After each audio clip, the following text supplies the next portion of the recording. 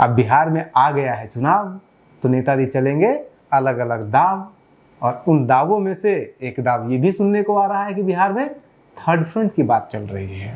कौन से third front की बात? हालांकि राष्ट्रीय स्तर पर और राज्य के स्तर पर थर्ड फ्रंट कोई नई चीज नहीं है।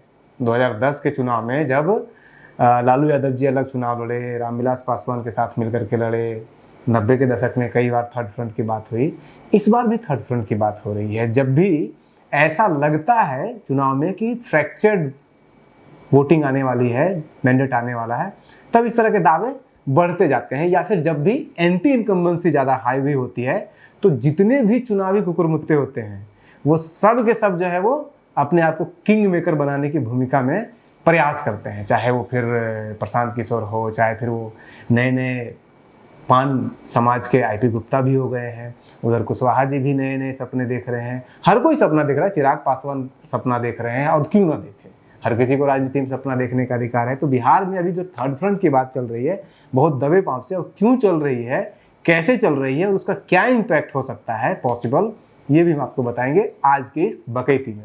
देखिए, सब चैनल तो बकैती कर ही रहा है, सब लोग टिकट बांट रहा है, इसको टिकट मिल जाएगा, उसको नहीं मिलेगा, इसको इतना सीट मिलेगा, इतना सीट शेयरिंग होगा, सब कुछ घर में बैठ के कर रहे हैं। हम लोग भी थोड़ा सा कर लेते हैं। ऑफिस में सरकार बन जा रहा है, ऑफिस में सरकार बन जा रहा है, तो हम लोग भी ऑफिस में एक थर्ड फ्रंट ही बना लेते हैं। बाकी लोग तो सरकार बना रहे हैं, कोई लोग मुख्यमंत्री बना रहा है, हम लोग एक थर्ड फ्रंट ही बना लेते हैं, और वो भी अपने रिस्क पे। देखिए, हम लोग को एक लॉजिकल एक्सप्लेनेशन दे रहे हैं, और उसके साथ साथ कुछ जो एविडेंसेस है उस आधार पे हम अपना एक मत दे रहे हैं, बस के अलावा कुछ भी नहीं है। ये थर्ड फ्रंट क्या हो रहा है? थर्ड फ्रंट हो रहा है AIMIM, यानी कि ओवैसी की पार्टी के जो यहाँ के करता धरता है, जो वो मिले हैं तांती तत्वा पान लीडर IP गुप्ता से। और उसके बाद फिर दबे पांव ये खबर आ रही है कि चूंकि RJD ओवैसी जी के पार्टी को, AIMIM को स्पेस नहीं दे रही है, तो फिर हो सकता है कि ये दोनों आपस में अलायंस बनाएं। लेकिन अलायंस बना के भी क्या होगा? पिछले चुनाव में 5 सीट लाया था ओवैसी जी की पार्टी, तो वो तो उनका है स्ट्रॉन्ग होल्ड, जो किशनगंज और वो जो एरिया है जहाँ मुस्लिम बहुलता वाला क्षेत्र है। लेकिन तांती तत्वा का कहाँ पे होल्ड है? उधर भी उनका अच्छा खासा वोट है।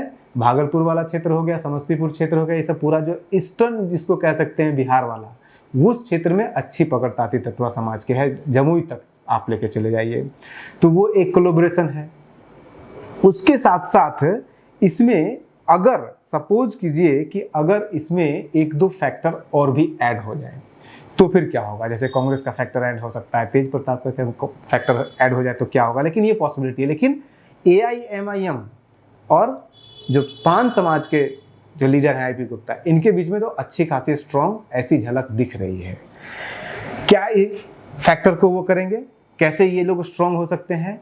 AIMIM का बिहार के अंदर जो स्ट्रॉन्ग होल्ड है वो बेसिकली जो एलिट मुस्लिम है, या जो मिडिल क्लास मुस्लिम है, या फिर लोअर मिडिल क्लास मुस्लिम है, यानी कि जो संपन्न मुस्लिम है, जो अपने कल्चरल आइडेंटिटी के लिए, जो अपने धर्म के लिए, अपने कर्म के लिए, अपने सम्मान के लिए लड़ाई लड़ रहा है, अपने वॉइस के लिए लड़ाई लड़ रहा है, उन वोटों के ऊपर AIMIM का ज़्यादा पकड़ है अपनी पहचान के लिए। और वो लोग कहते भी हैं कि जब सभी पार्टियों, सभी जातियों के नाम पे पार्टी हो सकती है, उनके विधायक हो सकते हैं, तो हमारे क्यों नहीं हो सकते हैं? इसीलिए अगर आप पिछला चुनाव सही से अगर आप देखिएगा, और AIMIM को जिस सफलता मिली थी उसके पीछे एक बहुत बड़ा कैंपेन था, और उस कैंपेन का नाम ही ये हो गया था कि कोई भी मुसलमान अगर किसी RJD की या किसी दूसरे पार्टी में जाकर के, JDU में जाकर के कोई भी किसी तरह का कार्यकर्ता का काम कर रहा होता है, तो उसे लोकल लेवल पे AIMIM के लोग डिफेम करते थे ये कह के कि चादर बिछाने वाले लोग हैं। क्यों चादर बिछाने वाले लोग हैं? क्योंकि इन लोगों को तो कोई अधिकार तो मिलता नहीं है, हक तो मिलता नहीं उन पार्टियों में, ये लोग सिर्फ चादर बिछाने के लिए जाते हैं। और ये बहुत ग्राउंड लेवल पे कैंपेन चला था, बहुत स्ट्रॉन्ग चला था, और मे बी वो भी एक बहुत बड़ा फैक्टर था जो AIMIM को उस साल सफलता मिली थी। यानी कि AIMIM के पास बिहार के अपर क्लास मुस्लिम, अपर कास्ट मुस्लिम, लोअर मिडिल क्लास मुस्लिम का सपोर्ट है। लोअर जो मिडिल क्लास है, यानी कि जो कह लें कि पासमानदा मुस्लिम कह सकते हैं उसको, या फिर जो बुचर कम्युनिटी होती है, या फिर जो उसको आप कह सकते हैं कि बैंक जोल्हा होता है, धुनिया होता है, ये सब जो कम्युनिटी है, बुनकर कम्युनिटी है, इनके बीच में जो बैकवर्ड मुस्लिम है, उनके बीच में AIMIM का स्ट्रॉन्ग होल्ड उतना ज़्यादा नहीं है। इनके बीच में ज़्यादातर जो होल्ड है वो जेडीयू का और आरजेडी का है। तो अगर ये कम्युनिटी किसी भी बहाने से अगर एआईएमआईएम के साथ आ जाती है तो एआईएमआईएम और भी ज़्यादा स्ट्रांग हो जाएगी। अब आईपी गुप्ता ये प्रॉमिस कैसे कर सकते हैं? वो प्रॉमिस ऐसे कर सकते हैं कि आईपी गुप्ता जिस कम्युनिटी को लेकर के लड़ाई लड़ रहे हैं, हालांकि तो अभी वो पान ताती तत्वा कम्युनिटी कहते हैं, उसमें अगर वो बियॉन्ड रिलीजियस लाइन चले जाएं तो पान ताती तत्वा बेसिकली बुनकर कम्युनिटी होती है, और बुनकर कम्युनिटी मुस्लिम में बहुत ज़्यादा है, जिसको आप कहीं पे जोल्हा भी कहते हैं, जो बुनकर कम्युनिटी होती है वो बहुत स्ट्रांग है, और वो आरजेडी के साथ या जेडीयू के साथ है। अगर उसमें सेंधमारी होती है, जो कि एआईएमआईएम के साथ नहीं है वो लोग, तो आईपी गुप्ता अगर उस कम्युनिटी को, जो एआईएमआईएम इमोशनल लाइन पे कार्ड खेल करके मुस्लिम को सेंटिमेंट जगा करके अपने साथ कर रहा है, अगर जो प्रोफेशनल लाइन है, यानी कि जो काम करने का जो लाइन है, यानी कि जो बुनकर का लाइन है, प्रोफेशन पे आधारित, अगर उस कम्युनिटी को अपने साथ कर लेते हैं आईपी गुप्ता और अलायंस के साथ कर लेते हैं, तो ये एक बड़ा स्ट्रॉन्ग अलायंस बन सकता है, जो कि चुनाव में बड़ा इम्पैक्ट दे सकता है। अब आईपी गुप्ता तीसरा एक और पॉसिबिलिटी बन रहा है कि अगर आईपी गुप्ता, जैसा कि हमने पहले वीडियो में कहा है, हमें ये आशंका है, हमें ऐसा लगता है कि आईपी गुप्ता का पूरा आंदोलन कहीं ना कहीं से तो फंड हो रहा है ना, कहीं ना कहीं से तो पैसे आ रहा है ना। कहाँ से आ रहा है? अब पैसा फंड करने वाले 2-3 लोग ही अभी पैसा बहुत ज़्यादा, या तो आप कह सकते हैं आरजेडी फंड कर रही हो, या आप कह सकते हैं, यानी कि या तो महागठबंधन कर रही है, या फिर बीजेपी कर रही है, या नहीं तो फिर जनसुराज कर रहा है। चौथा तो कोई फंड करने लायक है नहीं। जनसुराज को हटा दीजिए। जो आरजेडी है उसमें हमें लगता है कि कांग्रेस से हो रहा है, क्योंकि वो कांग्रेस पार्टी में भी पहले थे और ये राहुल गांधी से जाके मिलते भी हैं, और मिलने के बाद फिर पार्टी को छोड़ देते हैं। सभी लोग मास लेवल पे वो कर देते हैं, रिजिग्नेशन दे देते हैं और यहाँ पे काम कर रहे हैं, और वो दलित कम्युनिटी को के अंदर जा रहे हैं, रिजर्वेशन के नाम पे जो है वो वहाँ पे वोट मांग रहे हैं। आईपी गुप्ता भी आंदोलन उसी नाम पे खड़ा किए हैं। दूसरी तरफ कांग्रेस भी इसी दलित, इसी बैकवर्ड कम्युनिटी के नाम पे यहाँ पे सारा खेल खेलने का प्रयास कर रही है। जिस तरह से उन्होंने एक ऐसे व्यक्ति को, एक दलित को यहाँ पे बिहार में प्रदेश अध्यक्ष बनाया गया, और जो कैंपेन लाइन अभी तक का है उनका, वो यही चल रहा है। अब कांग्रेस जो है वो सिर्फ दलित में नहीं है, आउटलुक भले ही दे रहा हो कास्ट सेंसस और ये सब करके, लेकिन अगर आप देखिएगा तो बिहार में कांग्रेस हमेशा भूमिहारों, अपर कास्टों का जो है वो मजबूत जड़ रहा है। अभी प्रदेश अध्यक्ष भी भूमिहारी थे, अभी जो आए हैं कन्हैया कुमार, वो भी अपर कास्ट से ही हैं। तो जो सॉफ्ट अपर कास्ट है, पढ़ा लिखा अपर कास्ट है, जो कह सकते हैं कि थोड़ा सोशलिस्टिक टाइप का, या फिर कह सकते हैं न्यूरोबियन जो अपर कास्ट है, उसका टिल्टनेस आज भी कांग्रेस की तरफ है। तो वो भी एक एडिशन हो जाएगा इस थर्ड अलायंस, थर्ड जो पोल बन रहा है उसमें। तो पूरी पॉसिबिलिटी है कि आईपी गुप्ता और कांग्रेस ये सब कुछ पीछे से साथ में खेल रहे हैं। तो अगर इमेजिन कीजिए आईपी गुप्ता और एआईएमआईएम साथ आ चुके हैं, उसके साथ अगर कांग्रेस आ जाती है, तो कांग्रेस अगर आ जाती है तो कांग्रेस के आने से दलित प्लस जो लेफ्ट आउट दलित हैं, यानी कि पान ताती तत्वा बुनकर कम्युनिटी, और मुस्लिम के अंदर ये बुनकर कम्युनिटी प्लस एलिट मुस्लिम, मिडिल क्लास मुस्लिम, ये अगर अलायंस होता है तो इससे डैमेज होगा आरजेडी को, इससे डैमेज होगा जेडीयू को, और इससे एक स्ट्रॉन्ग अलायंस बन जाता है इनके बीच में। इसमें बाद में लोगों का ये भी पॉसिबिलिटी है कि बीएसपी इसमें आ सकती है, लेकिन हमें लगता है कि बीएसपी क्यों 2-3 कारणों से नहीं आ सकती है। एक कारण तो ये है कि बीएसपी का जो स्ट्रॉन्ग होल्ड है वो अगर आप देखिएगा बिहार के अंदर, तो वो क्षेत्र है जो यूपी से सटे हुए हैं, जैसे गोपालगंज वगैरह का क्षेत्र हो गया। तो उन क्षेत्रों में न तो एआईएमआईएम का बहुत ज़्यादा स्ट्रॉन्ग होल्ड है, न ही आईपी गुप्ता का स्ट्रॉन्ग होल्ड है। एआईएमआईएम और आईपी गुप्ता दोनों का जो स्ट्रॉन्ग होल्ड है वो ईस्टर्न बिहार में है। तो इसलिए बीएसपी पूरी संभावना है कि इसमें ना आए, और अगर बीएसपी आएगी तो फिर कांग्रेस नहीं आएगी, और अगर कांग्रेस आती है तो कांग्रेस का जो स्ट्रॉन्ग होल्ड है वो भी ईस्टर्न बिहार ही है। अगर आप देखिएगा उनका सांसद से लेकर के जितने भी विधायक बनते हैं वो आपको किशनगंज एरिया और सीमांचल क्षेत्र में ज़्यादा आ जाता है, और उसके साथ साथ जमुई वगैरह ये सब जो ईस्टर्न बिहार वाला, जो अजित शर्मा उनके बड़े लीडर हैं वो भी उसी क्षेत्र से हैं। सदानंद सिंह पहले हुआ करते थे, वो भी भागलपुर से हुआ करते थे। तो पहले भी इनके जो लीडर हैं वो उसी क्षेत्र से हुआ करते थे। सासाराम भी एक स्ट्रॉन्ग होल्ड है कांग्रेस का, और उसी क्षेत्र से अभी प्रदेश अध्यक्ष हैं।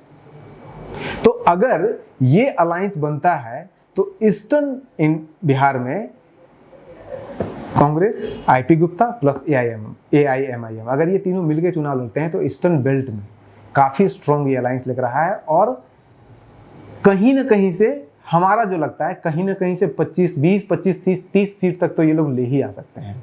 और अगर ये होता है तो फिर ये जो महागठबंधन वाला है, क्योंकि आप देख रहे हैं कांग्रेस जिस तरह से चाल चल रही है, कांग्रेस जिस तरह से अपने आप को अलग कैंपेन चला रही है, सब कुछ अलग कर रही है।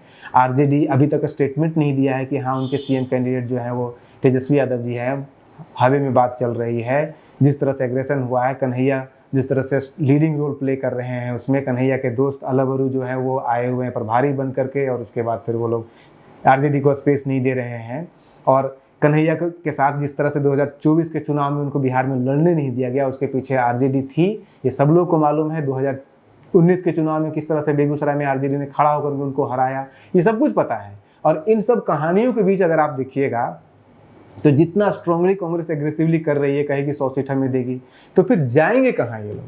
क्या हाँ 100 सीट, 70 सीट, 80 सीट तो दे करके आरजेडी पे कुछ बचेगा नहीं, क्योंकि आरजेडी को लेफ्ट को भी अभी देना है। सीपीएम जो है वो 3-3 सांसद ले, 2-2 सांसद लेकर के बैठे हुए हैं, उनका स्ट्राइक रेट ज़्यादा है, वो पहले ज़्यादा मांगेंगे। सीपीआई है और भी है, सहनी जी भी इस बार आ चुके हैं उनके साथ। तो ये भी तो हो सकता है कि सहनी जी पलटी मार दें, क्योंकि इस बार इधर आ सकते हैं। पिछले बार लोकसभा चुनाव में उनको 3 सीट 4 सीट दिया गया लोकसभा में, और वो सारे सीट वो दिए गए जो जहाँ पे कि हार महागठबंधन की तय थी। तो क्या पता ऑफर ज़्यादा मिले, और इस थर्ड फ्रंट से हर किसी को ये होता है ज़्यादा सीट लड़ना, और ज़्यादा सीट लड़ने के लिए सबसे बढ़िया होता है थर्ड फ्रंट ऑप्शन। और जितने भी पार्टियां इस पॉसिबिलिटी को खोल के रखी है कि अगर ना हुआ सम्मानजनक, अगर हमें सीट नहीं मिला तो हम अलग से लड़ लेंगे। तो जब अलग से लड़ने, कांग्रेस को भी पता है 243 सीट का उनके पास ताकत नहीं है लड़ने का, एआईएमआईएम को भी पता है 243 सीट लड़ने की ताकत है नहीं, सहनी जी को भी पता है ये कि एक 243 पे लड़ने की उनकी ताकत है नहीं, आईपी गुप्ता को भी पता है नहीं लड़ सकते हैं। लेकिन अगर इन चारों को पता है कि ये 243 पे नहीं लड़ सकते हैं, और अगर चारों एक जगह आ जाएं और 70, 80, 50, 60 सीट ऐसे करके बांट लें, तो आईपी गुप्ता की भी ताकत जो 20 सीट 25 सीट से ज़्यादा लड़ने की है नहीं, एआईएमआईएम की भी ताकत जो 20-25 सीट से ज़्यादा लड़ने की है नहीं, कांग्रेस की भी ताकत 100-125 सीट से ज़्यादा लड़ने की है नहीं, सहनी जी की भी ताकत 30-35 सीट 40 सीट से ज़्यादा लड़ने की है नहीं। तो अगर इसको आप क्लब कीजिएगा तो वो 243 के आसपास पहुंच रहा है।